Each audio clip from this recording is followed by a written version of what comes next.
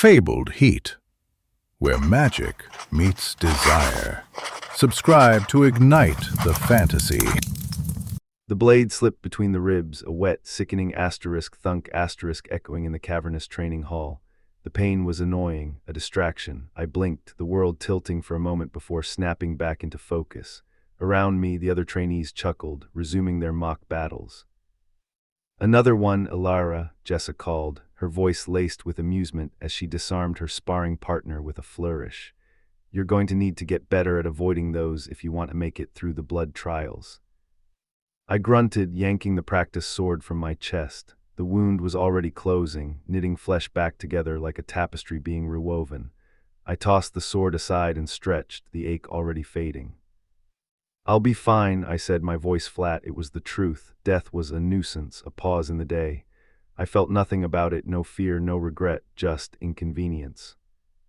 That's what set me apart. In the vibrant, magic-saturated world of Ethelgard, death was a revolving door.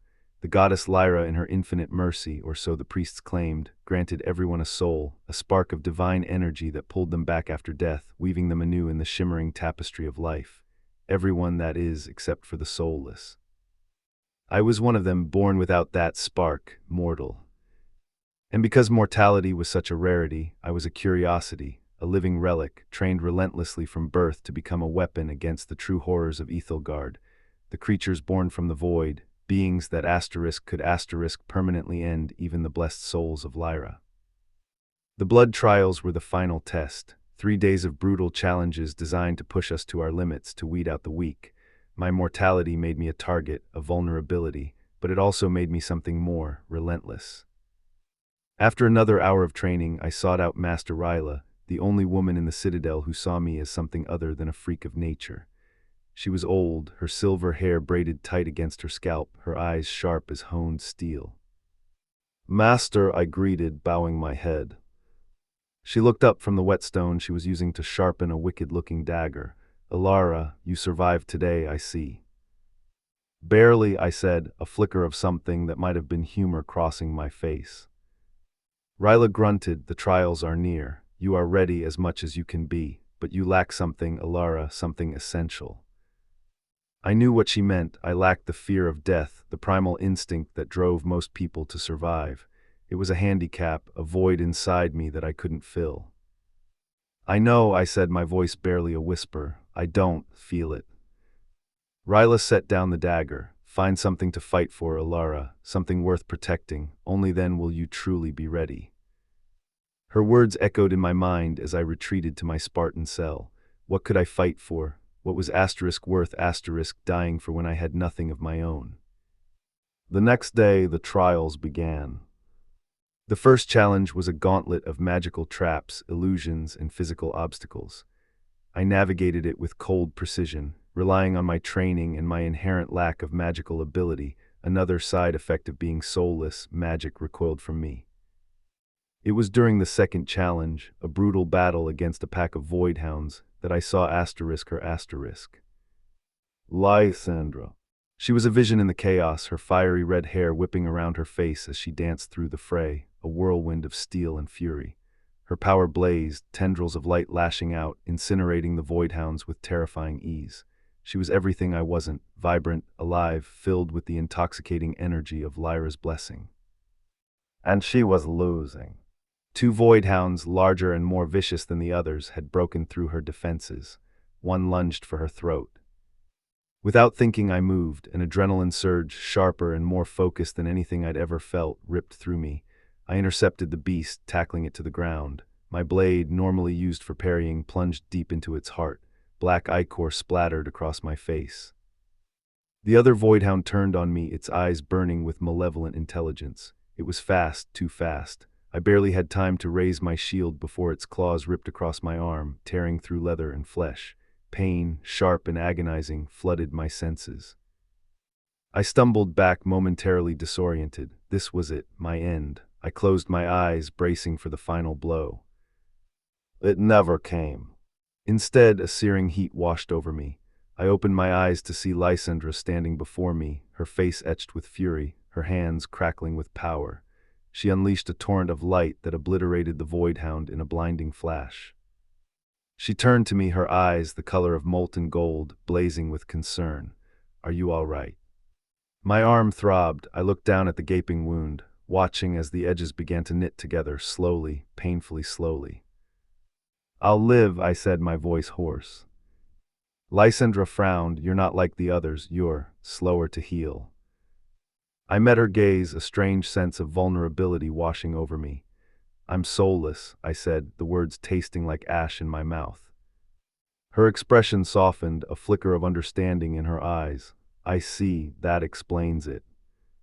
She reached out, her fingers brushing against my wounded arm. A jolt of energy, like a lightning strike, shot through me.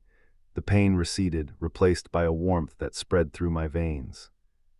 I can help, she said, her voice low. Let me. I hesitated. I'd always been alone, separate, but there was something in her eyes, a genuine concern, a flicker of something else that I couldn't quite name. Why? I asked, my voice barely above a whisper. She smiled, a radiant, breathtaking smile, because everyone deserves a chance, Elara, even the soulless. She treated the wound on my arm and helped me up, then stood and faced me once more. I may be wrong on my decision, but I wish to request you as my pair in the next challenge, Lysandra told me. What was all I could respond with. I'm putting my faith into you, Elara. Will you accept, or will you fall back on your belief of being a soulless pawn? Her question resonated through my body, as if my heart had been awakened to the world, to a greater purpose, a new meaning to my life. Yes, I replied, standing tall. As the next challenge was set up, the masters announced the next task, a gauntlet of traps once more, but this time the goal was to reach the end within an hour's time. Lysandra placed her hand on my shoulder. We will get through this, I believe in you. I took a step forward to the gauntlet, and suddenly I tripped a wire, and a net was launched directly at Lysandra. I immediately pushed her out of the way, sacrificing myself to be captured by the net. It was enchanted with mana-siphoning properties, and being near me, that mana being used to create the net was being absorbed, causing the net to tighten on me, drawing blood. Elara, Lysandra yelled out. Go, I yelled back, finish the trials. But, now Lysandra, I'm only a distraction. Please do not let this sacrifice be in vain. Lysandra looks directly into my eyes and quickly nods, her face teary.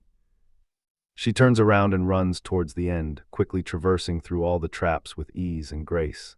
I can see her reaching the end as the hour mark nears, and as the clock ticks to 0, she finally reaches the end.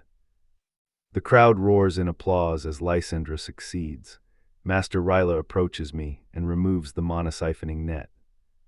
You could have died, she tells me. It was worth it, I responded. I look over to Lysandra as she runs to me and hugs me tightly. Thank you, Elara. You're welcome. After the trial, Lysandra approached me. I wish to properly thank you for your sacrifice. You don't have to. Please let me do this for me. I sighed, fine. And from then on, Lysandra and I spent all our time together, training, resting, and even sleeping. There was something about Lysandra that made me feel safe, that I wanted to protect her. Days turned into weeks, and weeks turned into months, and soon the next blood trials commenced. The trials began as normal, but this time I was with Lysandra, so everything was easier. However, during the last trial, a large void beast appeared, one that hasn't been seen in millennia. Lysandra went up to fight it first, but the beast was too strong. It knocked her down instantly and began charging up a powerful energy blast. I quickly went in front of her and prepared myself. Elara, no. The blast hit me directly and my body became numb. I could see Lysandra crying, but I couldn't feel anything. As my vision faded, I saw a bright light, and suddenly I saw a figure standing right in front of me, a goddess. Why? Because you have shown that you have a soul. And as I embraced death, I felt something that I have never felt before. Love.